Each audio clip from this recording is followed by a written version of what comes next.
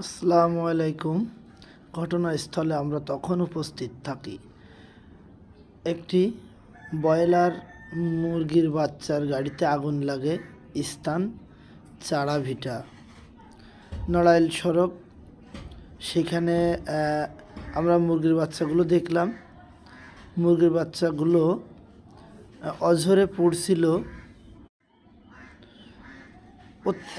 বাজারের উপর দিয়ে যখন গাড়িটা আসে চাড়াভিটা বাজারের, তখনই অনেক আগুন দেখা যায়। তাদের সিগন্যাল দেওয়ার পরে তারা একটু দূরে যেয়ে ফাঁকা জায়গায় গাড়িটি দাঁড় করায়। সেইখানে লক্ষ জনতার ভিড়, সবাই দেখতে আসে কিভাবে আগুনটি লেগেছে মুরগির বাচ্চার গাড়িতে।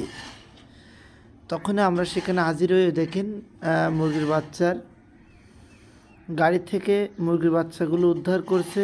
এই যে এখানে দেখতে পাচ্ছেন, এটা মুরগির বাচ্চার পুড়ে যাওয়া কিছু অংশ।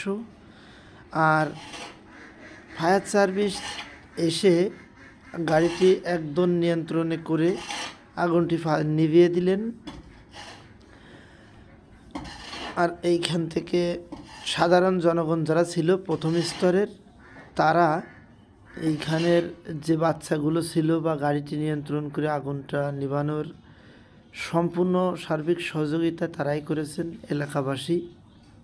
ওই দেখেন এইখানে আমাদের শ্রীরামপুরের মিলন গাজীকেও দেখা যাচ্ছে।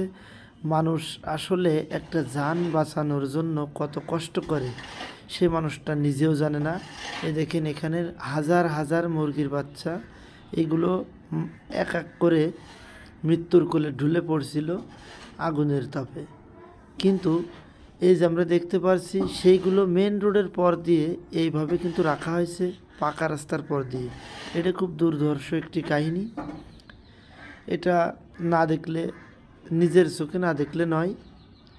তা আসলে আমরা সবাই সচেতন হয়ে গাড়ি চালাই এবং সবাই সবার পাশে দাঁড়াই, কেউ সুযোগের সদ্ব্যবহার না করি। ভালো থাকবেন, সুস্থ থাকবেন। Bangladesh media YouTube channel.